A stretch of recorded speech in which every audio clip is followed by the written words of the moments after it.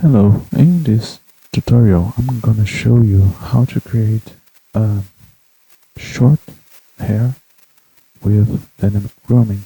It's not that difficult, but one important thing to do is to create a scalp. I have one created here that I already tweaked, but you can create doing basically like this. You hide and you can go to edit mode on your mesh. I'll actually go to the wireframe view, select the face option and press C on the keyboard so you can do selection like this, and you can create a rough sketch of the scalp with selection, and then confirm and finish the rest with the selection box. After selecting the scalp, you can press Shift D to duplicate, cancel to make it on the same place, press P to separate it from the mesh. You can see it's one mesh here. When I press P, I separate the selection, so it creates another one.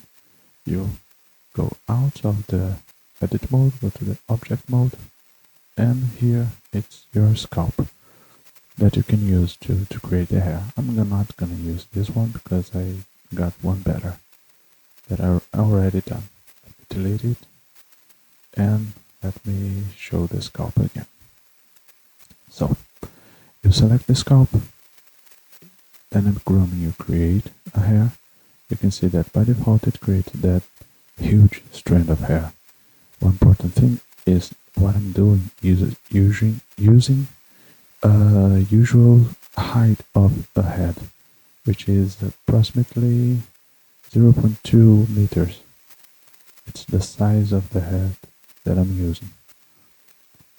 Okay, so that's very odd. If you have Dynamic Grooming Pro, you already have in the shape menu, you got some options. I like to use simple hair, recently cut. I'm gonna use simple hair.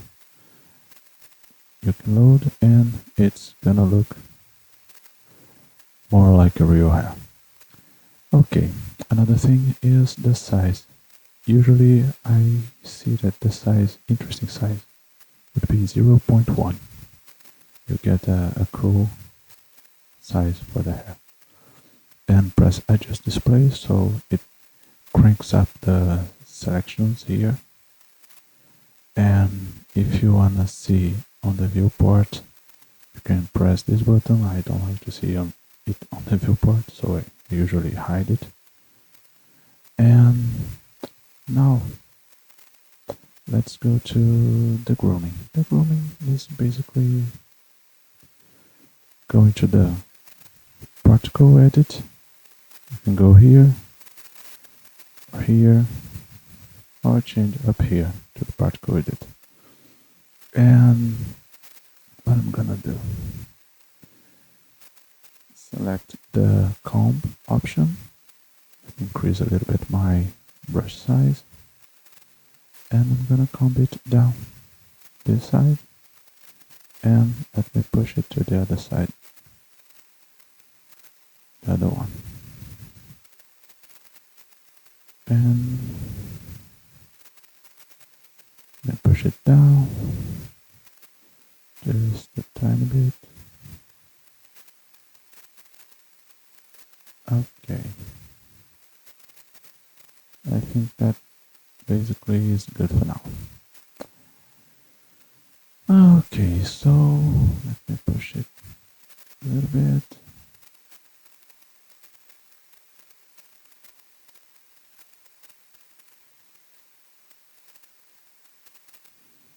Fine, the magic thing that we can do. I don't want to have this amount of hair here. I want to do a haircut, a cool haircut, so I can go to the cut and trim out the excess part. You can see it looks more like a decent haircut. Now I can toggle back out of the edit mode.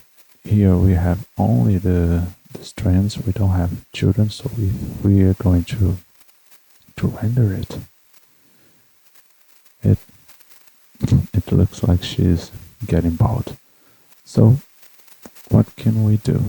I can go to the children, interpolated. Interpolated usually is the best one for me. I like it most. We can see that we got some odd working here. So to fix this, I think parting is better.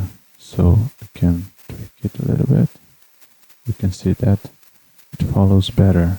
You can see no parting, with parting. But here still we have some scalp. So I can go back in the toggle edit. To make it easier for me to see, I can enable the children particles and see where I have to make it outside a little bit of the skull. So I'm gonna put, oh damn, I chose the wrong option.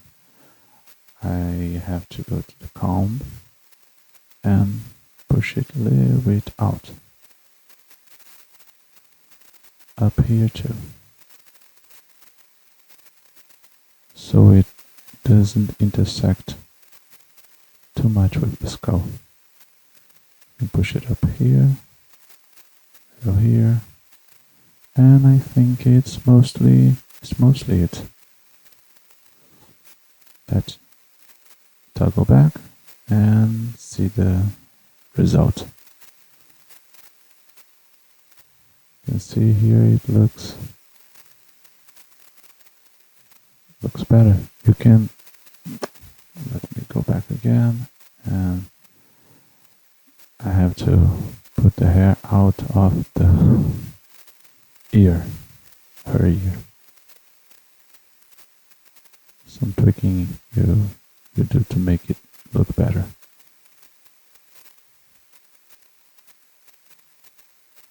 And that's basically it. You tweak and cut until you find it nice for you.